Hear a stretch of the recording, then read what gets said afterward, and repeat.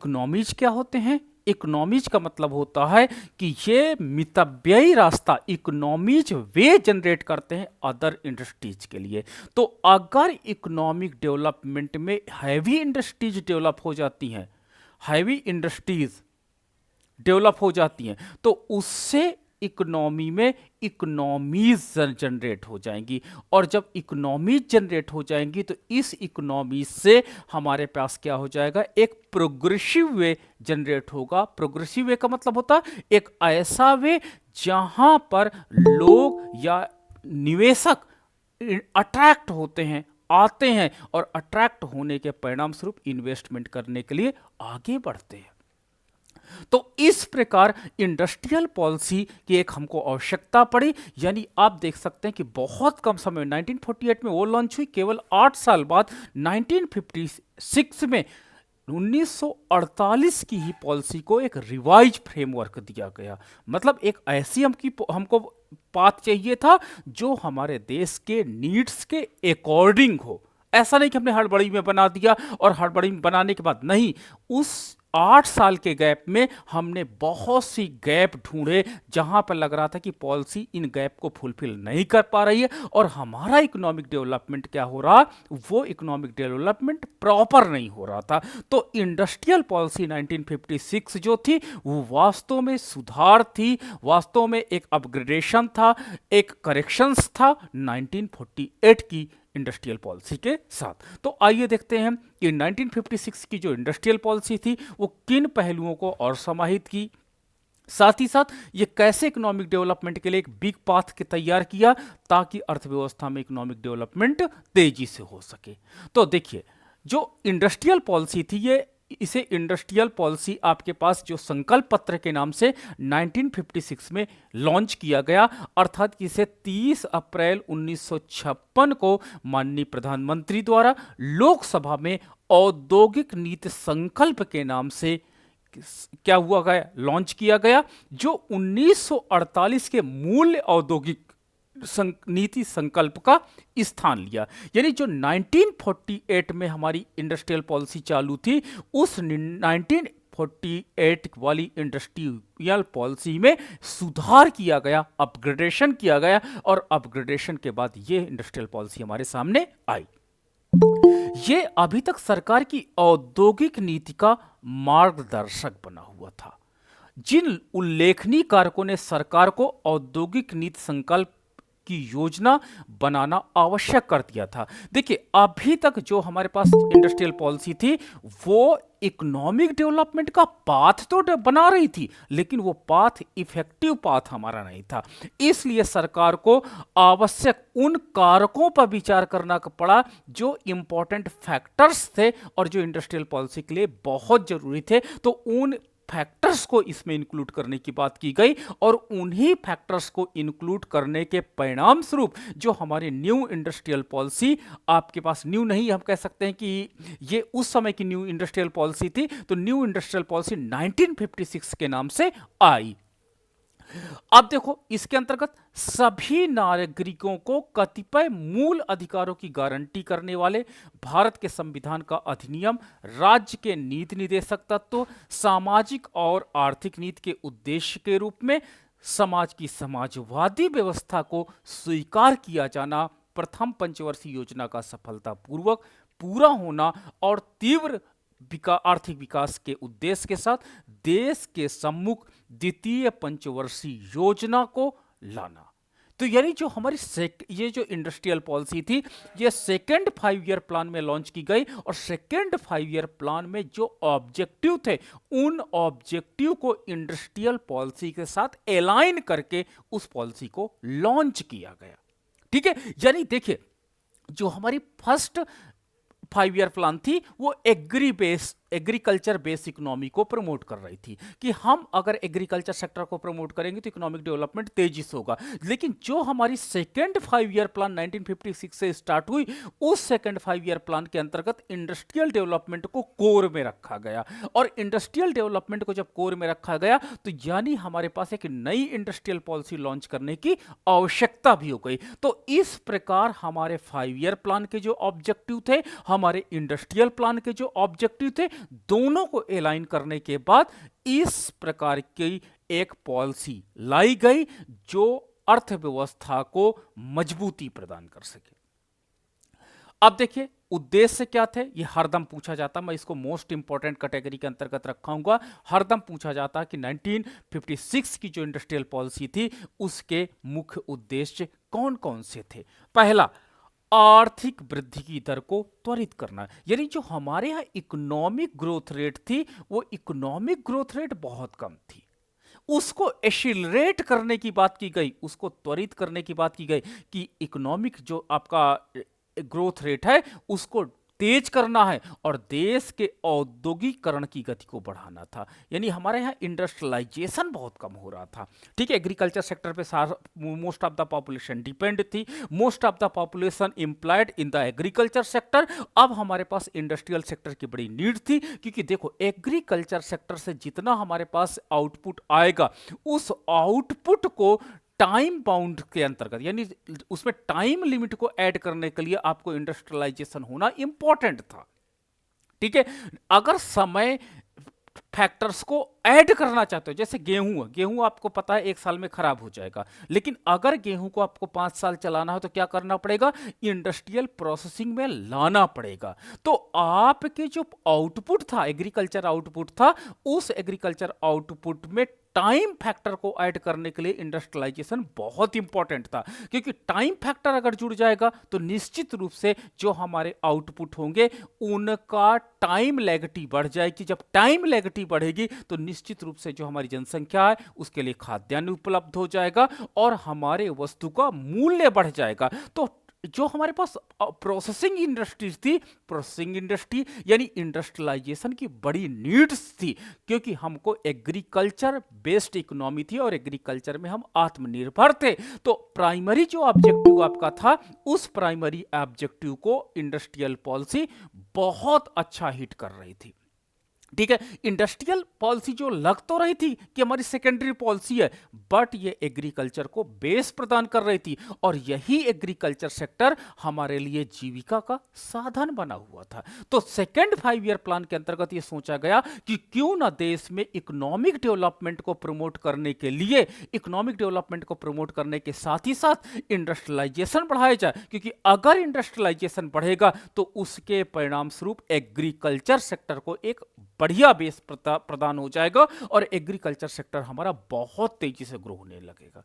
ठीक है, तो यानी हमको एग्रीकल्चर सेक्टर को प्रमोट करना था, कौन से रास्ते द्वारा, इंडस्ट्रियलाइजेशन के रास्ते के द्वारा। तो इंडस्ट्रियलाइजेशन के रास्ते के द्वारा हमको एग्रीकल्चर या इकोनॉमिक डेवलपमेंट के टारगेट को अचीव करना था। तो हमारा एक बिग टारगेट था जो यहां पर हिडन था और इसके साथ हमको प्रमोट करना था। दूसरा, भारी उद्योग और मशीन बनाने के उद्योगों का विकास करना। देखो भारत स्वतंत्र हुआ था, अब हमारे पास हैवी इंडस्ट्री वो होती है जो डायरेक्ट कंज्यूमर से रिलेटेड नहीं होती। पहला पॉइंट याद रखना, भारी heavy industry directly not inter related with consumers. ठीक है, जो आपके पास क्या होता है कि मशीन बनाने वाले उद्योग होते हैं, जो ये मशीन बनाने वाले होते हैं ये भारी उद्योग की कैटेगरी के अंतर्गत रखते हैं। सपोज दैट मैंने पेन बनाने वाली कंपनी जो होती है उसकी मशीनों को हमने डेवलप किया, तो देखिए पेन का कौन कंजप्शन करेगा, उपभोक्ता करेगा। ये मशीनें हैं जो पेन बनाने वाली मशीन है और इनको डेवलपमेंट करने वाली इंडस्ट्री जो आपकी होती है इसको हम हैवी इंडस्ट्री कहते हैं। हैवी इंडस्ट्री की एक विशेषता, दो तीन पॉइंट इसमें नोट रखना। हैवी इंडस्ट्री का मैच्योरिटी टाइम ज्यादा होता है। मैच्योरिटी टाइम ज्यादा होने का मतलब होता है हैवी इंडस्ट्री 1 साल में 2 साल में नहीं लगती, कम से कम इसको 5 साल 10 साल ये स्टेब्लिश होती है। ठीक है, तो हैवी इंडस्ट्री लगाने के लिए आपको एक लंबा टाइम पीरियड चाहिए। दूसरा, हैवी इंडस्ट्री के लिए हैवी कैपिटल चाहिए। हैवी कैपिटल का मतलब होता है बहुत ज्यादा इन्वेस्टमेंट की आवश्यकता होगी। दूसरा पॉइंट याद रखिएगा। तीसरा क्या होता है कि जो हैवी इंडस्ट्री होती है इसका आउटपुट टाइम, जो आपका मेच्योरिटी टाइम, मैं कहूंगा कि ये तुरंत जैसे 10 साल में स्टेब्लिश हो गई और हमने बहुत पूंजी लगा दी, तुरंत उत्पादन दे दें, ऐसा नहीं है। इसको उत्पादन प्रारंभ करने में हो सकता है 1-2 साल का टाइम लग जाए। तो हैवी इंडस्ट्री क्या होती है, वो वास्तव में हमारे जो फैक्ट्रियां होती हैं, उन फैक्ट्रियों में लगी हुई मशीनों को बनाया जाता है। अब भारत स्वतंत्र हुआ था, भारत के पास मशीनें नहीं थी, एक चैलेंज था, एक बिग चैलेंज था, हम कहां से मशीनें लाएं। अगर मैं मशीनों को इंपोर्ट करता हूं विदेश से, तो मुझे बड़ी भारी मात्रा में विदेशी मुद्रा देना पड़ेगा, और मेरे पास तो विदेशी मुद्रा इतना नहीं है। अगर मुझे विदेशी मुद्रा नहीं है तो मैं अपना गोल्ड गिरवी रखूंगा, तो भी हमारे लिए प्रॉब्लम है, क्योंकि हमारे पास इतना गोल्ड है नहीं, और जो गोल्ड है अगर हम गिरवी रख के इकोनॉमिक डेवलपमेंट की स्ट्रेटजी बनाते हैं तो वो भी हमारे लिए बेटर नहीं है। तो सरकार ने इस इंडस्ट्रियल पॉलिसी में हैवी इंडस्ट्री पर इन्वेस्टमेंट करने की बात बाखूबी निभाई, कि कह रहे थे कि अगर हैवी इंडस्ट्री हमारी डेवलप हो गई आज से 5 या 10 साल बाद, तो हमारे लिए इंडस्ट्रियलाइजेशन का जो रास्ता होगा वो सरल हो जाएगा। अब हमको बड़ी मशीनें जो हमको फर्म डालनी होती है, उन फर्मों के लिए बाहर से हमको विदेशों से मशीन नहीं खरीदनी पड़ेगी। ठीक है, तो हैवी इंडस्ट्रियलाइजेशन पर बहुत ज्यादा फोकस किया गया कि इसमें हम बहुत बड़ी मात्रा में भारी उद्योगों पर इन्वेस्टमेंट करेंगे। अगला, सार्वजनिक क्षेत्र का विस्तार करना। सार्वजनिक क्षेत्र का मतलब होता है, सरकार चाह रही थी कि सरकार का इन्वॉल्वमेंट जो होता है, गवर्नमेंट का जो इन्वेस्टमेंट है वो हर सेक्टर में हो। तो गवर्नमेंट का जो इन्वेस्टमेंट है उसको प्रमोट करने की बात यहां पर की गई, तथा बृहत तथा वृद्धिशील सहकारी क्षेत्र का निर्माण करना, यानी गवर्नमेंट सेक्टर और जहां पर गवर्नमेंट सपोर्ट बॉडी है, उन गवर्नमेंट सपोर्ट बॉडी को यहां पर स्टेब्लिश करने की बात की गई, ताकि इकोनॉमिक डेवलपमेंट का ये पाथ जो है वो हमारे लिए मितव्ययी आर्थिक विकास का रास्ता तैयार कर सके। ठीक है, तो देखो इसमें गवर्नमेंट सेक्टर आई, हैवी इंडस्ट्री के साथ आई, और इंडस्ट्रियलाइजेशन की नीति के साथ इन्वॉल्व हुई। अगला, निजी एकाधिकार तथा विभिन्न क्षेत्रों। सर बोलिएगा। Sir sorry to interrupt you, but sir कई लोग हैं जो ज्वाइन नहीं हो पा रहे हैं। ऐसा प्रॉब्लम है, एक मिनट एक मिनट। ये सर अच्छा कई ठीक लोगों है, ने एक मिनट एक मिनट। अच्छा, उद्देश्य हम आपके साथ डिस्कस कर रहे थे, तो उद्देश्य के अंतर्गत जब हम आगे बढ़ते हैं तो निजी एकाधिकार का और प्रॉब्लम आ रही थी। मैं आपको बताऊं, उस समय इंडियन इकोनॉमी में एक प्रॉब्लम थी कि जो हमारे यहाँ मोनोपोली थे, मोनोपोलिस्ट बनते जा रहे थे। कुछ घरानों में सारी देश की पूंजी सेंट्रलाइज होती जा रही थी। मतलब देश के लगभग 25%, मैं 25% नहीं कह सकता हूं, इसको कह सकता हूं 5% लोगों में देश की 75% पूंजी संग्रहित हो गई थी, और देश में बाकी जो 95% लोग थे वो 25% पूंजी पर अपना जीवन यापन कर रहे थे। मतलब जो देश की आबादी में क्या होता था, कुछ लोग थे जो आर्थिक सत्ता के केंद्रीकरण में बैठ गए थे, जो हमारी इकोनॉमिक, जो आपके पास इकोनॉमिक डेवलपमेंट का सारा बेनिफिट था वो कुछ व्यक्तियों के हाथ में ही होता चला गया, जिसके परिणाम स्वरूप ये आवश्यक हो गया कि हमको एक ऐसा इकोनॉमिक डेवलपमेंट का मॉडल बनाना पड़ेगा जहां पर पूंजी कुछ व्यक्तियों के पास ही एकत्रित ना होने पाए, बल्कि ये सर्कुलेट कर जाए, सभी लोगों को बेनिफिट हो, इनइक्वलिटी इन द इकोनॉमी में ना आने पाए। तो इस टारगेट को लेकर के भी इसमें बात कही गई और चला गया कि इतने टारगेट को क्या अचीव कर सकते हैं या अचीव नहीं कर सकते हैं। अगला है विशेषताएं। इस नीति के अंतर्गत प्रमुख विशेषताएं निम्नलिखित थी। पहला, जो स्टेट गवर्नमेंट थी, मतलब स्टेट का मतलब होता है सेंट्रल गवर्नमेंट, उसकी भूमिका क्या थी। उद्योगों का वर्गीकरण, classification of the industries, industries का वर्गीकरण कैसे किया गया।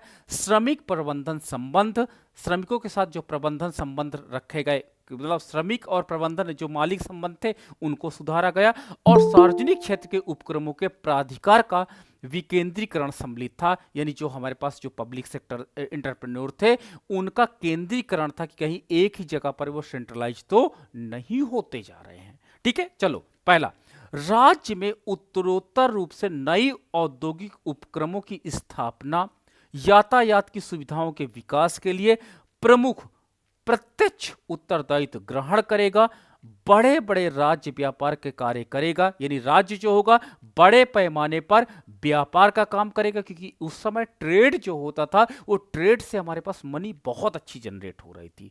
ठीक है, तो जब हमारे पास 1956 का दौर था तो उस समय ट्रेड यानी अपने देश की वस्तुओं को विदेश में बेचिए और विदेश से वस्तुओं लाइए, तो ट्रेड इनकम का मेन सोर्स था। इसके साथ ही साथ ये उद्योग जो था, उद्योगों को तकनीकी और वित्तीय सहायता का प्रावधान देना, यानी जो टेक्निक है, आपकी तकनीक ही है, इस तकनीक द्वारा जो हमारे पास राज्य हैं उद्योगों को हम टेक्नोलॉजी प्रोवाइड करेंगे, न्यू टेक्नोलॉजी से उनको रूबरू कराएंगे और फाइनेंशियल एड प्रोवाइड कराएंगे। फाइनेंशियल एड बहुत इंपॉर्टेंट था।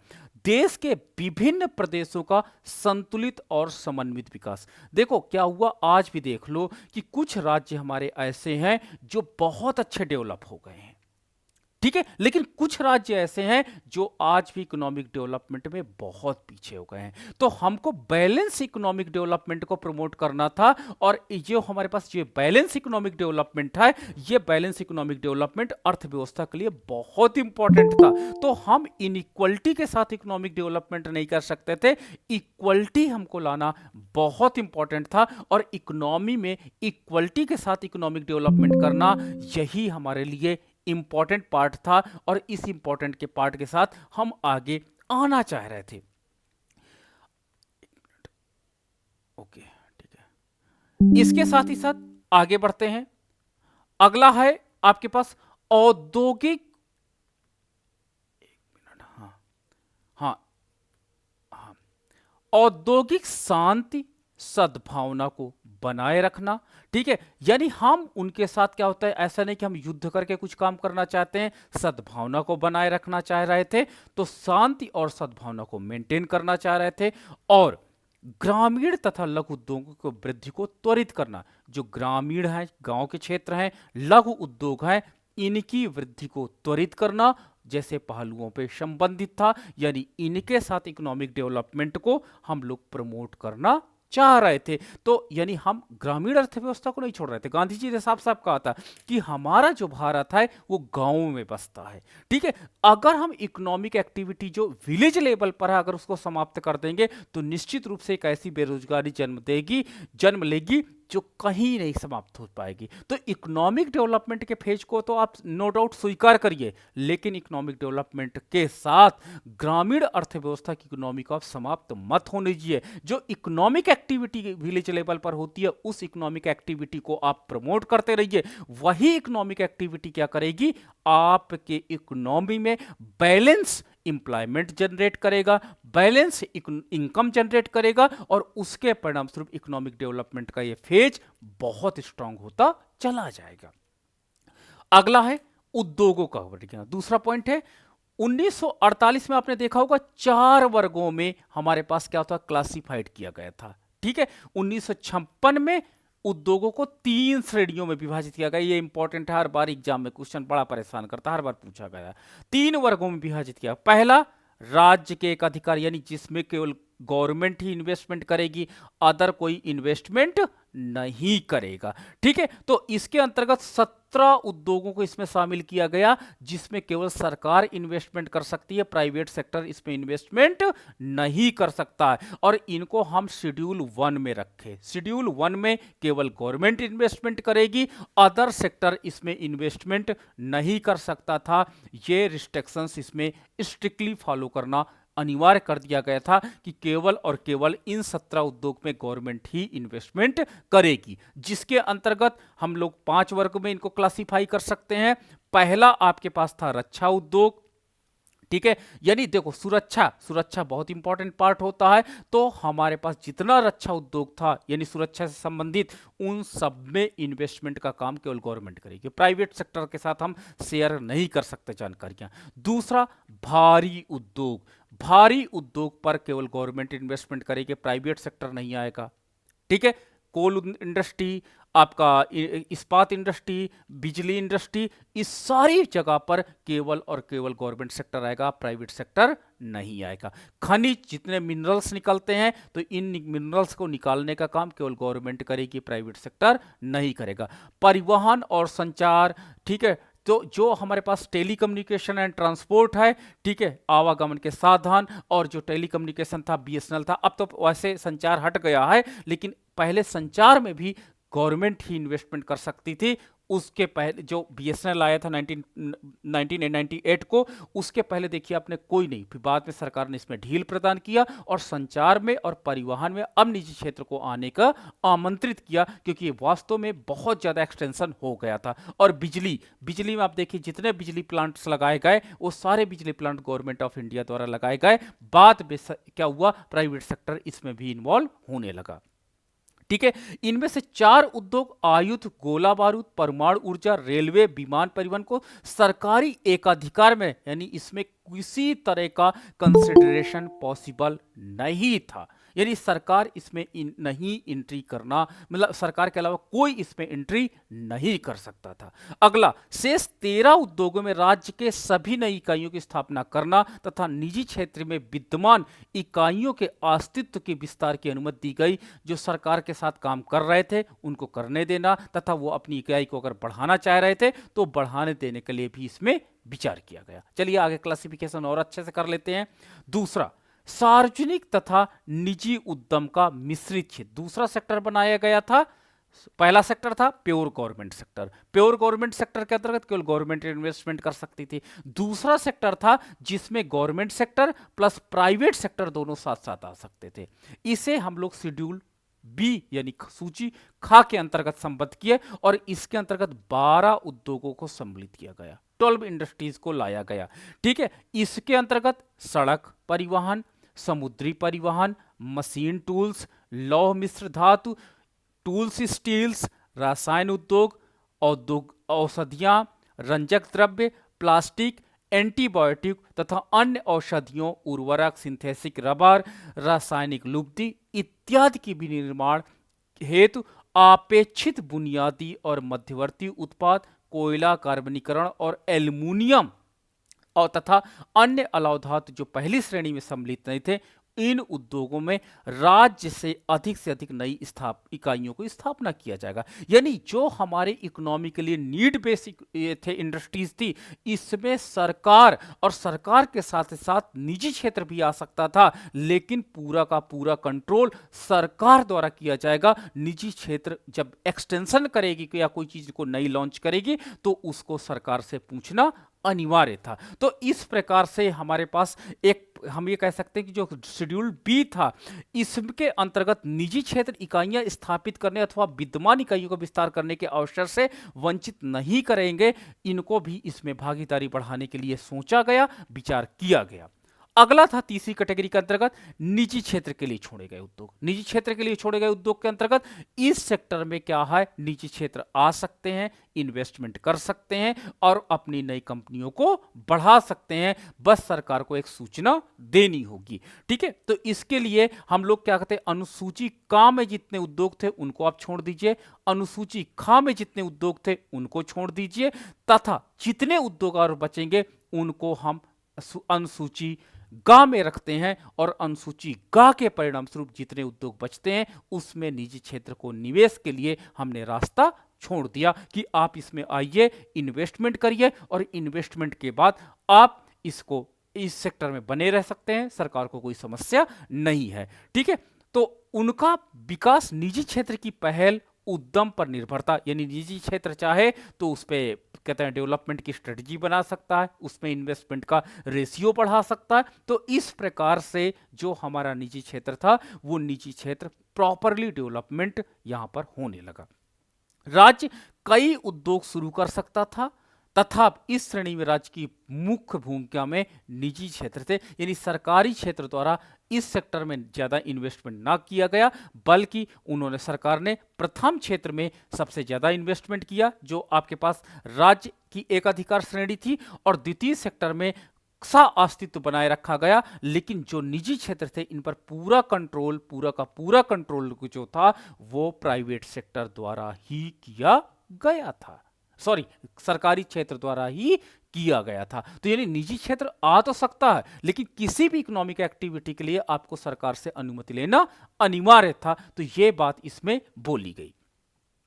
अगला हमारे पास था लघु एवं कुटीर उद्योग। ऐसा नहीं था कि लघु एवं कुटीर उद्योग 1948 में हमने इसके लिए पॉलिसी बनाई थी, लेकिन यहां पर भी इसके इंपॉर्टेंस को क्या किया गया, सुनिश्चित किया गया कि नहीं, अगर हम लघु एवं कुटीर उद्योगों को छोड़ देंगे तो हमारे लिए समस्या उत्पन्न हो जाएगी। तो यहां पर भी लघु एवं कुटीर उद्योगों को उसी तरह स्वीकार किया गया और इसके महत्व को ना तो कि एम्प्लॉयमेंट जनरेट करने में, ना कि जीडीपी योगदान देने में, इस प्रकार लघु एवं कुटीर उद्योग हमारी इकोनॉमी के लिए बहुत इंपॉर्टेंट था और इस महत्व को स्वीकार करते हुए इसको भी यहां पर प्रॉपरली उसी तरह से सम्मान दिया गया जैसे बड़े उद्योगों को हमने दिया।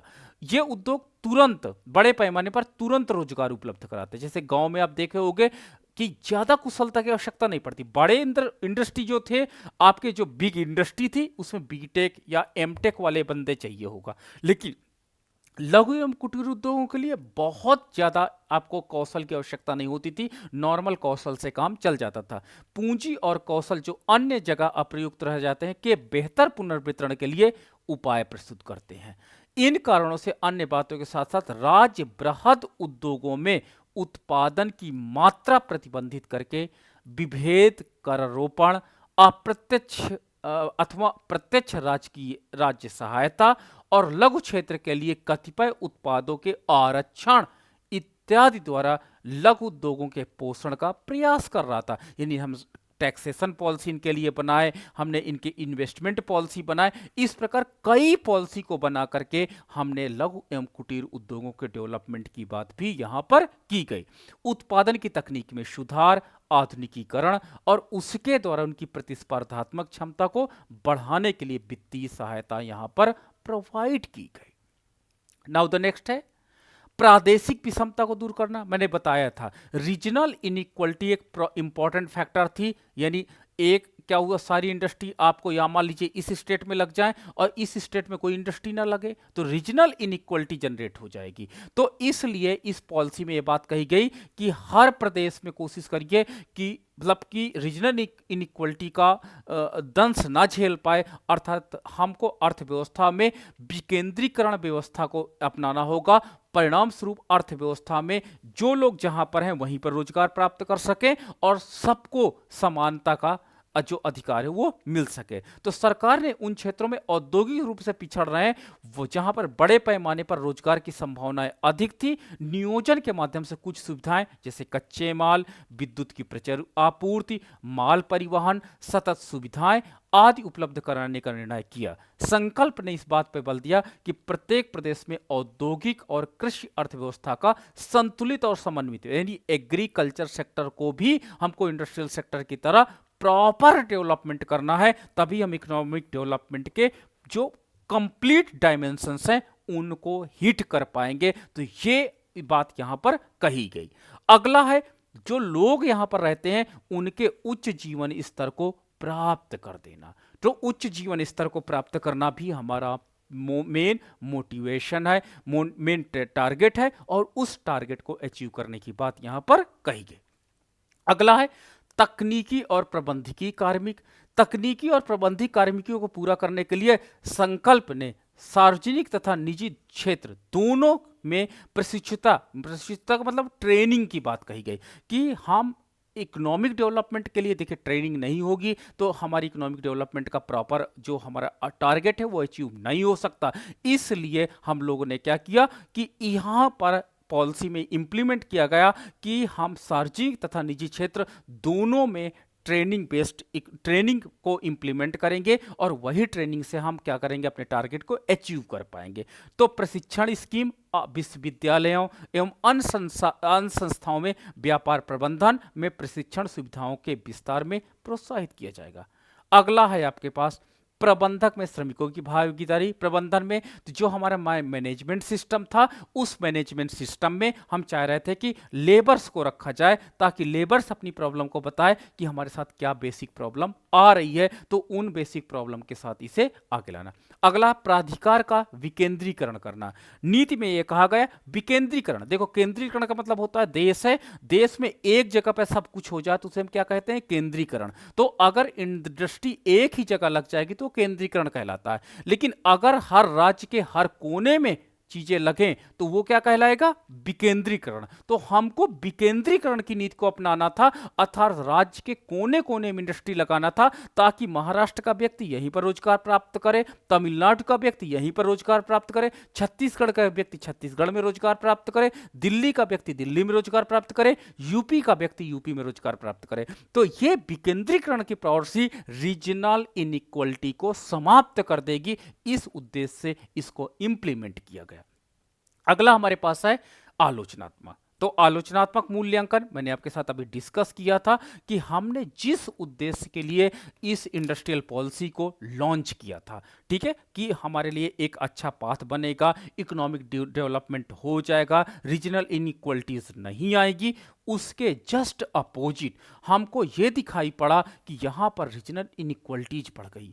ठीक है, विकेंद्रीकरण की जगह केंद्रीकरण की प्रवृत्तियां हो गई। हम एकाधिकार समाप्त करने की बात कर रहे थे, हमको एकाधिकार यहां पर दिखाई पड़ने लगे थे। तो इस प्रकार कई पहलुओं में हम इस अपने टारगेट को अचीव, अपने पॉलिसी को अचीव नहीं करने पाए, और परिणाम स्वरूप हम लोग क्या हुए कि जो जिस मकसद के लिए अपने इसको बनाए थे उस मकसद को पूर्ण तो किए, लेकिन हम 100% पॉलिसी को कहेंगे सफल है तो नहीं हम कह सकते हैं, बल्कि 80 या 90% हम कहेंगे कि हमारी पॉलिसी अपने ऑब्जेक्टिव को हिट कर रही थी, और हम इंडस्ट्रियल पॉलिसी को ओवरऑल सक्सेसफुल कैटेगरी के अंतर्गत रखेंगे।